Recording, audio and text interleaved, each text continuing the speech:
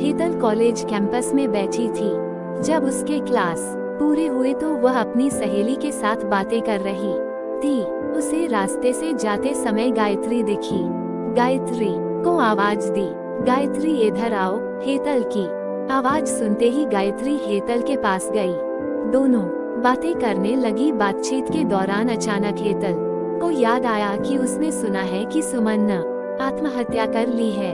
इस बारे में गायत्री से जानना चाहा। सुमन, हेतल और गायत्री दोनों की है बचपन की सहेली थी। गायत्री और सुमन दोनों एक दूसरे की पड़ोसी थी। हेतल दूसरे गांव में रहती थी। भले ही सुमन की 3 बार शादी की गई, लेकिन उसने आत्महत्या क्यों की, ऐसा सवाल हेतल के मन में आया। दरअसल वह अपनी प्यारी सहेली की आत्महत्या से बेहद दुखी थी। सुमन 9वीं कक्षा में थी तभी उसकी पहली शादी हुई थी। सुमन देखने में बहुत सुंदर थी। वह होशियार, शालीन और भविष्य के सपनों में रंगने वाली लड़की थी। उसने अपने जीवन में कई सपनों को चित्रित किया था, पर घर के लोगों ने उसकी जबरदस्ती से शादी करवा दी।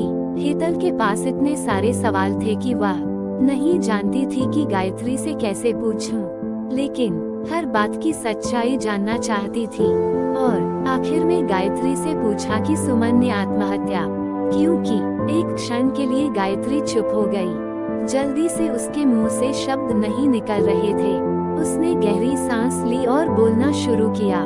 3 साल पहले सुमन की शादी अबीर नाम के शख्स से हुई थी।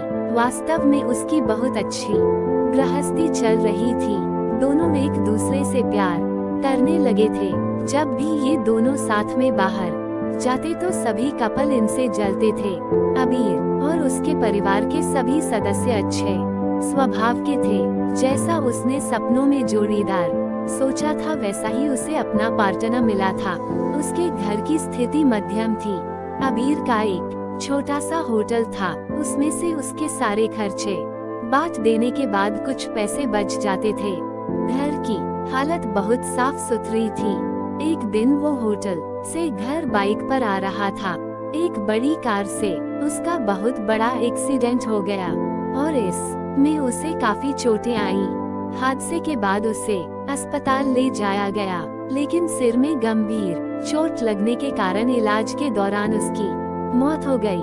सुमन को बहुत दुख हुआ, लेकिन उसके ससुराल वालों को गलतफहमी थी कि अबीर की दुर्घटना सुमन की वजह से हुई। वह अपशकुनी है, ऐसा उनको लगता था।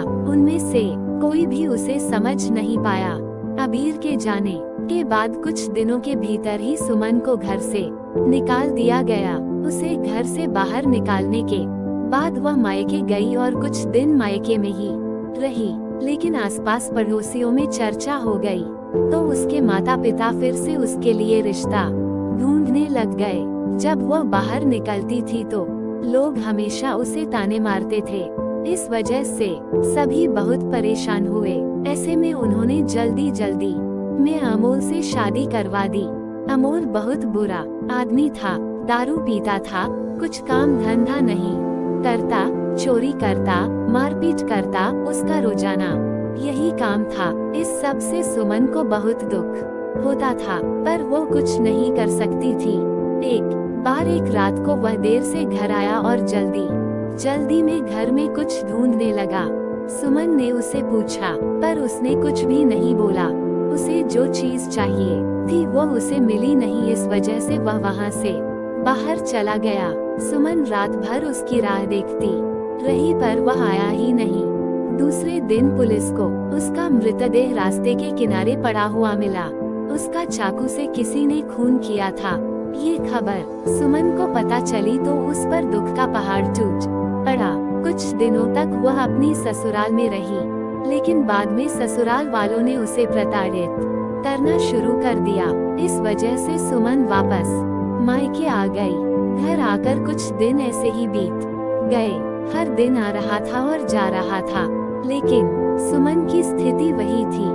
उसकी तरफ देखा नहीं जा रहा था। उसका परिवार उसकी स्थिति को सहन नहीं कर सके, इसलिए उन्होंने उसकी वापस शादी करने का फैसला किया। उसके लिए रिश्ता ढूंढने लगे। उनके रिश्तेदारों में गौतम नाम का लड़का था। उसकी पहले से ही एक बार शादी हो चुकी थी और गौतम से सुमन की शादी करवा दी। सुमन बहुत खुश थी। शादी हुई और कुछ महीनों बाद उसे मालूम हुआ कि गौतम को कैंसर है, ब्लड कैंसर। इस बात का पता चलते ही उसके हंसते हुए चेहरे पर फिर से दुखी हो गया, लेकिन उसने हिम्मत से इन सब का सामना करने का फैसला किया। 5 महीने तक अपने पति की सेवा की, लेकिन आखिरकार 5 महीने बाद उसके पति की मौत हो गई। इस दुख से बहुत तंग आ चुकी थी। कुछ दिन बीत गए, लेकिन बाद में ससुराल वालों ने उसकी जिम्मेदारी लेने से इनकार कर दिया, उसे घर से निकाल दिया। उसके बाद वह फिर मायके चली गई, लेकिन उसके माता पिता, उसके भाई भाभी ने भी उसे घर में आने नहीं दिया। सभी तरफ से रास्ते बंद हो चुके थे उसके लिए। उसे उम्मीद की कोई किरण नजर नहीं आ रही थी। अंत में उसने खुद को खत्म करने का फैसला किया, उसका जीवन समाप्त कर दिया। सुमन की यह कहानी सुनकर हेतल की आंखें आंसुओं से भर कर बह रही थी। पूरा दिन वह सुमन के बारे में सोचती रही। क्या इन तीनों घटनाओं में बेचारी सुमन का कोई भी दोष था? क्या उसके माँ बाप को सिर्फ उसकी शादी कर उसे हर बार किसी के पास भेज देना सही था? वो उसे अपने पैरों पर खड़ा करने की कोशिश भी कर सकते थे। सच कहो तो हेतल की जान उसकी बदनसीबी ने नहीं, उसके परिवार की, उसके आसपास के लोगों को छोटी सोचने ली है। वो बेचारी मनहूस नहीं, बदनसीब थी, क्योंकि उसके आसपास ऐसी सोच रखने वाले लोग थे।